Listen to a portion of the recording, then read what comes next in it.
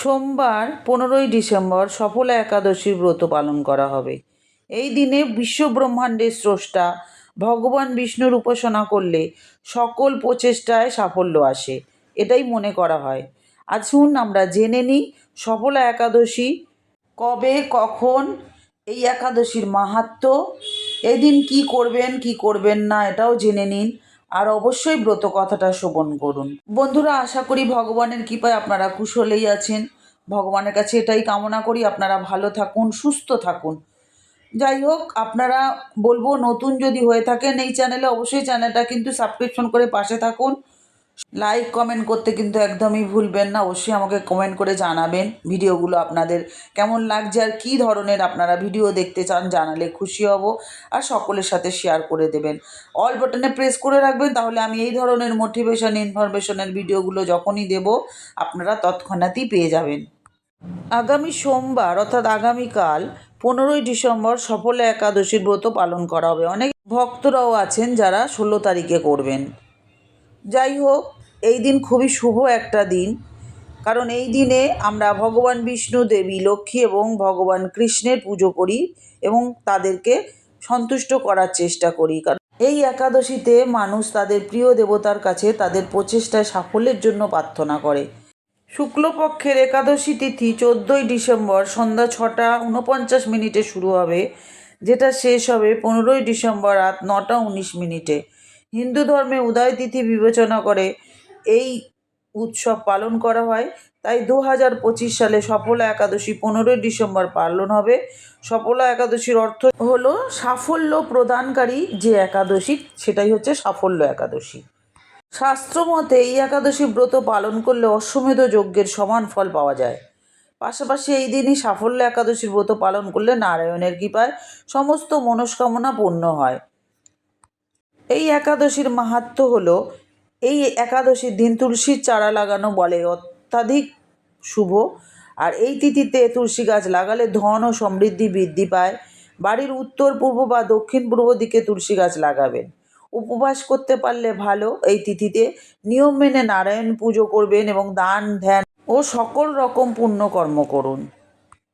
এই দিনে অবশ্যই চেষ্টা করবেন ভগবান বিষ্ণুকে একটু পায়েস ভোগ করে দিতে, আর তাতে তুলসী পাতা দেবেন।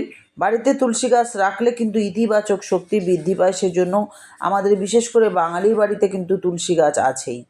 তুলসী হচ্ছে লক্ষ্মীর স্বরূপ আমরা মনে করি, তাই তুলসী পুজো করলে ধনলাভ হয়। সফলা একাদশীর ব্রত পালন করলে সমস্ত মনোবাসনা পূর্ণ হয়। সফলা একাদশী সকালবেলা স্নান করে বিষ্ণুর পূজা করা উচিত।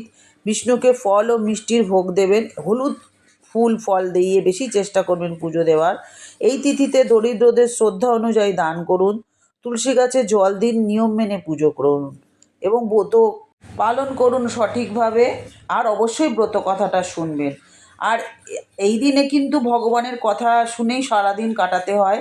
যেমন আপনারা নাম গান করবেন ভগবানের, তাছাড়াও সহস্রনাম পাঠ করবেন, ভাগবত পাঠ করতে পারেন। সারাদিন ভগবানের নাম গান নিয়েই থাকবেন। আর এদিন কি কি কাজ করবেন না সেটা একটু জেনে নিন। সফলা একাদশীতে আপনারা তামসিক ভোজন করবেন না এবং অশান্তির থেকে বিরত থাকুন। ভুলেও কারুর অপমান করবেন না, কাউকে কষ্ট দেবেন না, কারোর সঙ্গে লড়াই ঝগড়া করবেন না একদমই। সফলা একাদশীতে পাপ কর্ম একদমই করা উচিত নয়। আর অনেকে আছে সবসময় পরনিন্দা পরচর্চা করে, সেগুলো কিন্তু একদম উচিত নয়, বিশেষ করে এই সব শুভ দিনে।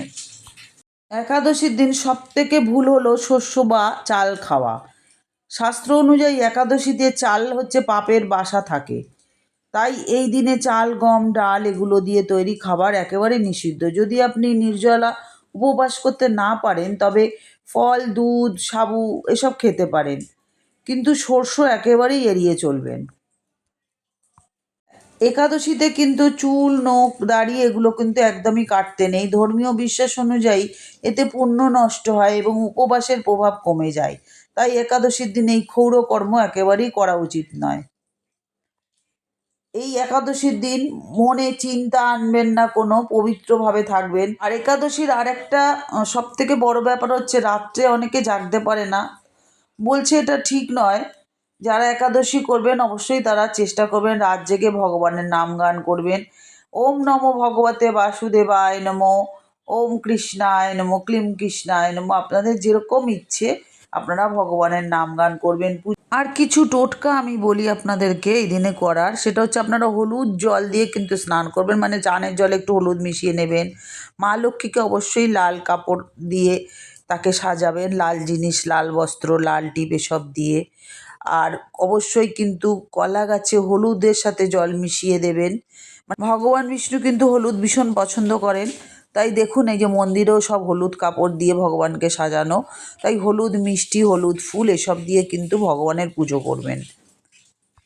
অবশ্যই মা তুলসীকে সুন্দরভাবে পুজো দেবেন। মা তুলসী কিন্তু লক্ষ্মী স্বরূপ, আপনারা জানেন। তো যাই হোক, আমি মাহাত্ম্য আপনাদেরকে বললাম। এবার আমরা সোজা চলে যাই ব্রত কথাতে, কারণ ব্রত যদি আমরা করি ব্রত কথা শুনতে হয়। ওম নমো বিষ্ণু, ওম নমো বিষ্ণু।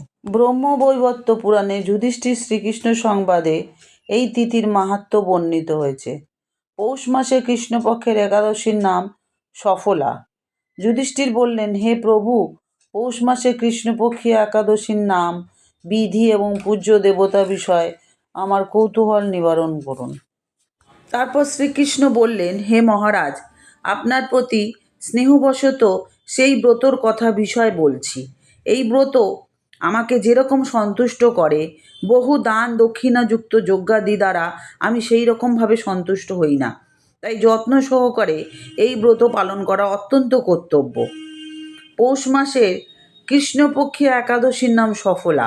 না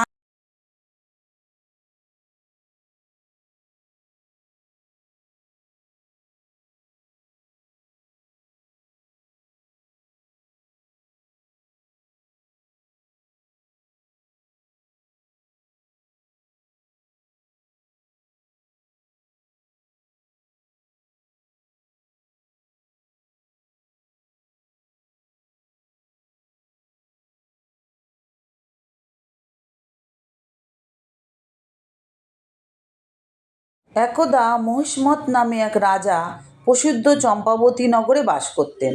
রাজার 4জন পুত্র ছিল, কিন্তু তার জ্যৈষ্ঠ পুত্র লুম্ভক সর্বদা পরস্ত্রীগমন, মদ্যপান প্রভৃতি অসৎ কাজে রত থাকতেন। সে সর্বক্ষণ ব্রাহ্মণ, বৈষ্ণব এবং দেবতাদের নিন্দা করতেন। পুত্রের এই রকম আচরণে ক্ষুব্ধ হয়ে রাজা তাকে রাজ্য থেকে বার করে দিলেন। স্ত্রী, পুত্র, পিতা মাতা, আত্মীয় স্বজন পরিত্যক্ত হয়ে সে এক গভীর বনে প্রবেশ করল। সেখানে কখনো জীব হত্যা, আবার কখনো চুরি করে তার জীবন ধারণ করত। এইভাবেই কাটতো আর কি তার। কিছুদিন পরে একদিন সে নগরে প্রহরীদের কাছে ধরা পড়ে গেল এসব কাজের জন্য। কিন্তু রাজপুত্র বলে সেই অপরাধ থেকে সে মুক্তি পেল। পুনরায় আবার সে বনে ফিরে গিয়ে জীব হত্যা, ফলমূল আহার করে দিন যাপন করতে লাগলো। কিন্তু যেহেতু শীতের সময়, রাত্রিরে অসহ্য শীতের প্রকোপে সে প্রায় মৃতপ্রায় হয়ে রাত্রি যাপন করতে লাগলো। পরদিন সূর্যোদয় হলেও সে অচেতন হয়েই পড়ে রইল। দুপুরের দিকে তার চেতনা ফিরল। ক্ষুধা নিবারণের জন্য সে অতি কষ্টে কিছু ফল সংগ্রহ করল। এরপর সেই বৃক্ষতলে এসে পুনরায় বিশ্রাম করতে লাগলো। রাত্রিতে খাদ্যাভাবে সে দুর্বল হয়ে পড়ল। সে প্রাণের রক্ষার জন্য ঈশ্বরের কাছে ফলমূলগুলো নিয়ে বলল, হে ভগবান, আমার কি গতি হবে বলে সে কাঁদতে লাগলো সেই বৃক্ষমূলে। হে লক্ষ্মীপতি নারায়ণ, আপনি প্রসন্ন হন বলে সেই ফল নারায়ণকে নিবেদন করলেন। এইভাবে সে অনাহারে এবং অনিদ্রায় রাত্রি যাপন করলো। ভগবান নারায়ণ সেই পাপী শুম্ভকের রাত্রি জাগরণকে একাদশীর জাগরণ এবং ফল অর্পণকে পূজা বলে গ্রহণ করলেন। এইভাবে অজ্ঞাতসারে লুম্ভকের সফলা একাদশীর ব্রত পালন হয়ে গেল। প্রাতঃকালের আকাশে দৈববাণী হলো, হে পুত্র, তুমি সফলা ব্রতের পূর্ণ প্রভাবে রাজ্য প্রাপ্ত হবে। সেই দৈববাণী শোনা মাত্র লুম্ভক দিব্যরূপ প্রাপ্ত হলো। তার পাপ বুদ্ধি দূর হলো। সে পুনরায় নিষ্কণ্টক রাজ্য লাভ করল। স্ত্রী পুত্র সহ কিছুকাল রাজ্য সুখ ভোগের পর পুত্রের ওপর রাজ্যের ভার দিয়ে সে সন্ন্যাস গ্রহণ করল। অবশেষে মৃত্যুকালে সে অশোক অভয় ভগবানের কাছে ফিরে গেল। হে মহারাজা, এইভাবে সফলা একাদশী যিনি পালন করেন তিনি জাগতিক সুখ ও পরে মুক্তি লাভ করেন। এই ব্রতে যারা শ্রদ্ধাশীল তারা ধন্য। এবং সার্থক। আর এই ব্রত করলে রাজসূয় যজ্ঞের ফল পাওয়া যায় বলে বিশ্বাস করা হয়। তো বন্ধুরা, আপনারা ব্রত কথাটা শুনলেন, অবশ্যই এই ব্রত কথাটা অন্যদের মধ্যে শেয়ার করে তাদেরও জানার সুযোগ করে দেবেন এই ব্রত কথা মাহাত্ম্য। আর যদি ব্রত করুন বা না করুন, অবশ্যই কিন্তু ব্রত কথাটা শ্রবণ করবেন, তাতেও কিন্তু অনেক ফল লাভ হয়। কারণ ভগবানের কথা অমৃত সমান, এটাই তো আমরা জানি, তাই না? ভগবানের কথা যত শুনবেন, যত বলবেন, যত শ্রবণ করবেন, তত আপনাদের মঙ্গল হবে। তো বন্ধুরা, বলবো আজকে এতক্ষণ আমার সাথে থাকার জন্য আপনাদেরকে অনেক ধন্যবাদ। সবাই সুস্থ থাকুন, ভালো থাকুন, আনন্দে থাকুন। হে কৃষ্ণ করুণা সিন্ধু দীনবন্ধু জগৎপতে গোপীশ গোপিকাকান্ত রাধাকান্ত নমস্তুতে।